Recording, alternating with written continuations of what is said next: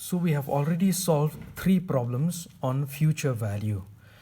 Now the first 3 problems pertain to single cash flows, all right, or a series of single cash flows.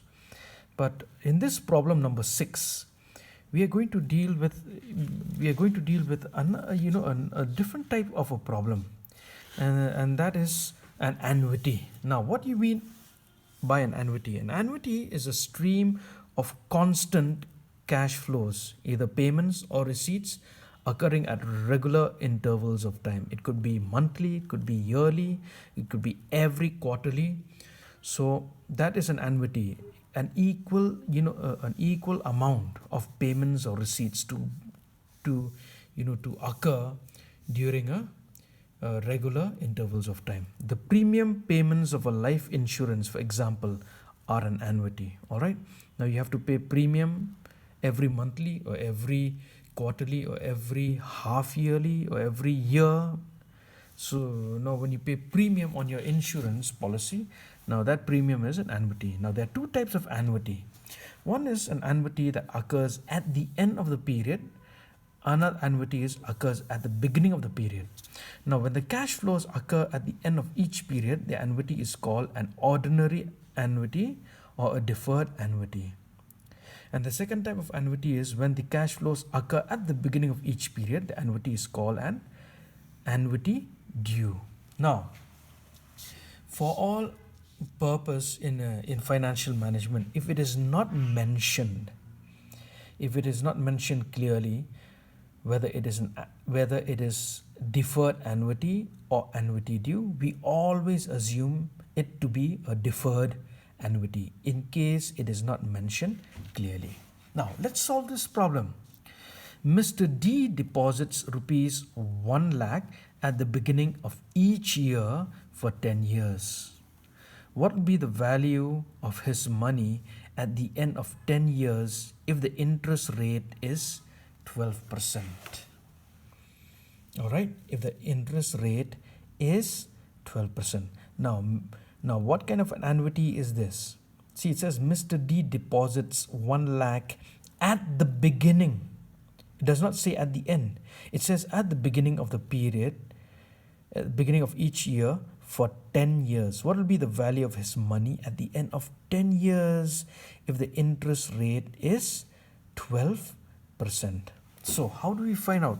What kind of a problem is this? Is it still a future value? Yes, because we have to find out the value of Mr. D at the end of 10 years. So future value is equal to, now it is no longer a present value. Now 1 lakh is, we don't call 1 lakh as a present value, because 1 lakh occurs 10 times. See, Mr.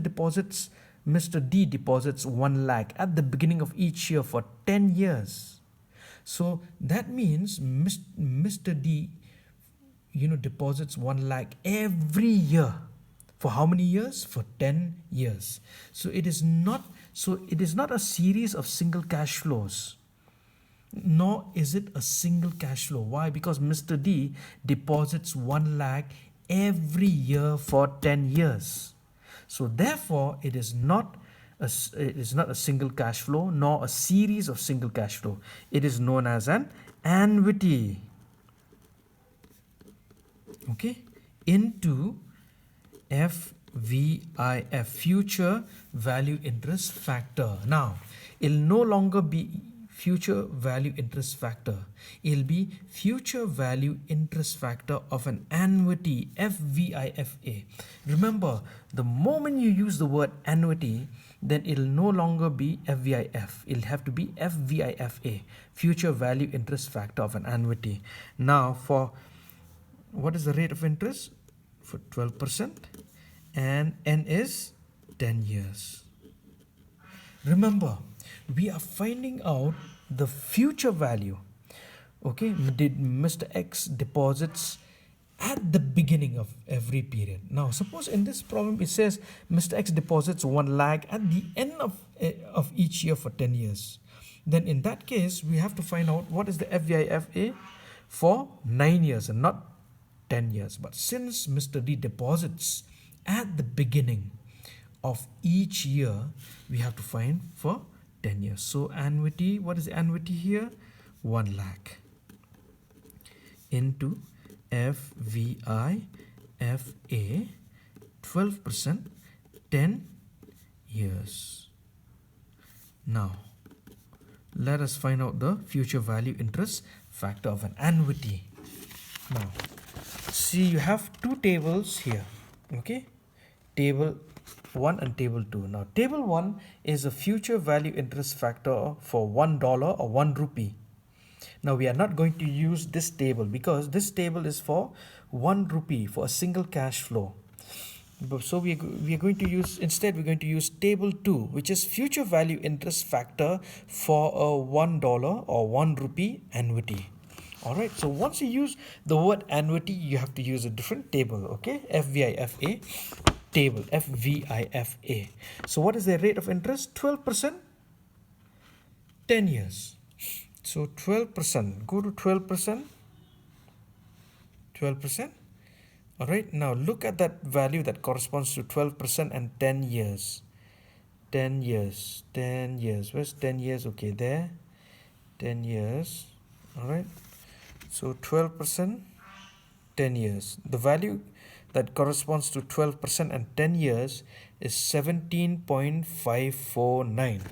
17.549. Okay, 12%. Is it 12%, 10 years? Yeah. So 17.549. Okay.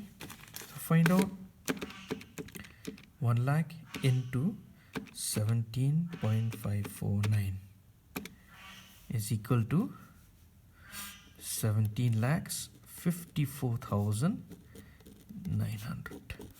So that is the solution to this problem number 6.